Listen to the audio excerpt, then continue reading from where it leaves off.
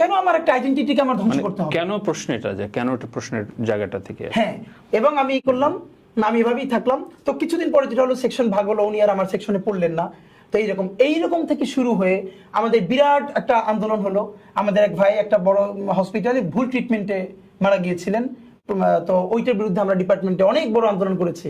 করে করে করে করে সর্বশেষ সেই হসপিটালের সামনে আমরা লম্বা সময় ঘেরাও দিয়েছি, প্রায় ১,৫০০ স্টুডেন্ট নিয়ে। আমাদের টিচাররাও গেল। এই আন্দোলনটাকে একত্র করার পিছনে আমার ভীষণ ছিল। আমি তখন সেকেন্ড ইয়ারে পড়ি।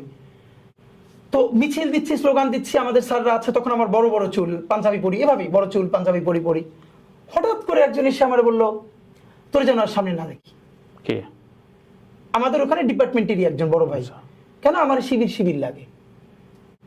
আচ্ছা। তো আমি স্বাভাবিকভাবে যেরকম দেখেন, আমি যে মানুষটা বিনয়ী, আমার এই মুখটা সবাই দেখে অভ্যস্ত, বিশ্বাস করেন আমি প্রচন্ড বিনয়ী ভদ্র মানুষের সাথে। কিন্তু এইটা আমি খুব ক্লিয়ার, আমার বিনয় যেন কোনোদিন কারো কাছে দুর্বলতা না হয়।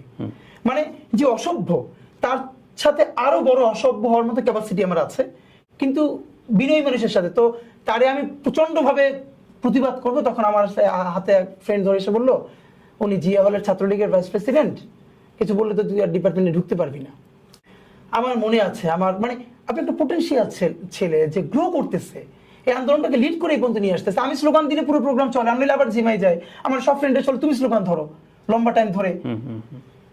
আপনি এরকম একটা কথা বলে তারা থামাই দিলেন, এবং সে কোথাও গ্রো করতে পারতেছে না। এরপরে আমার চোখ থেকে দরদর করে পানি পড়তেছে, আমি পিছনে চলে যাচ্ছি। আচ্ছা আচ্ছা। বেশ কিছুদিন পরে ক্যাম্পাসে যে এইরকম থেকে শুরু করে বহু জায়গা গেছে। আমার মনে আছে পলিটিক্যাল সায়েন্স ইংলিশ আড্ডা নামে একটা ফোরাম ছিল।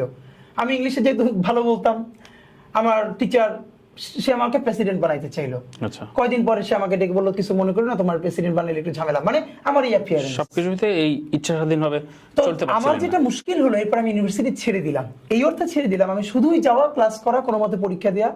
আমার সাথে যে ফার্স্ট ক্লাস ফার্স্ট, ও মানে আমাদের জার্নিটা, আমার বাকি ভাই বোন সবাই তার ডিপার্টমেন্টে ফার্স্ট ক্লাস ফার্স্ট, আমি কিন্তু ফার্স্ট হই নাই। বাট আমার ইন্টার পর্যন্ত সমস্ত ফ্রেন্ডরা জানে যে আমি ফার্স্ট হবো। এবার আমাদের ডিপার্টমেন্টে যে ফার্স্ট, ও ফার্স্ট ইয়ার থেকে সেকেন্ড ইয়ার পর্যন্ত মনে করতো যে আমি মনে হয় সব থেকে বড় মানে কম্পিটিটর হব। কিন্তু এরপরে আমি সেকেন্ড ইয়ার থেকে আর গ্রো করলাম না, আমি জাস্ট ক্যাম্পাসে যাই, পরীক্ষা দিই। কারণ ক্যাম্পাস যেটা আমার হওয়ার কথা ছিল, এটা আমি আর গ্রো করতে পারতেছি না। সুতরাং আমার সমস্ত মায়া, ভালোবাসা এগুলো বাদ দিয়ে আমি বাইরে পড়াশোনা করা, নিজের গ্রো করার জন্য। মানে আমার এই সময়টা তো ধ্বংস হয়েছে।